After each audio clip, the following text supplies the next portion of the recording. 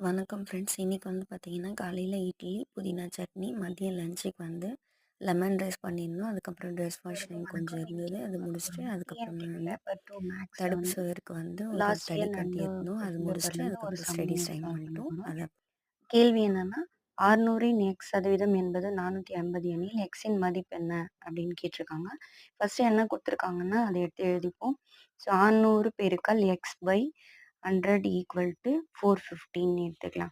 Next வந்து என்னன்னா, multiply பண்ணோம்னா 600 எக்ஸ் டிவைடட் பை 100 வரும்.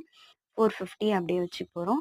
நெக்ஸ்ட் என்ன பண்ண போறோம்னா, 600 எக்ஸை மட்டும் நான் அந்த பக்கம் வச்சுட்டு, இந்த 100 வந்து நான் ஈக்குவல்ட்டுக்கு இந்த பக்கம் எடுத்துட்டு வர போறேன். அப்ப எடுத்துட்டு வரும்போது 450 இன்ட்டு 100ன்னு வரும். அப்ப எக்ஸ் மட்டும் தான் எனக்கு வேணும். 450 பெருக்கல் 100 பை 600 இந்த பக்கம் வந்துரும். இப்ப நம்ம இத கேன்சல் பண்ணோம்னா எனக்கு என்ன கிடைக்கும்னா, எக்ஸ் வந்து 75.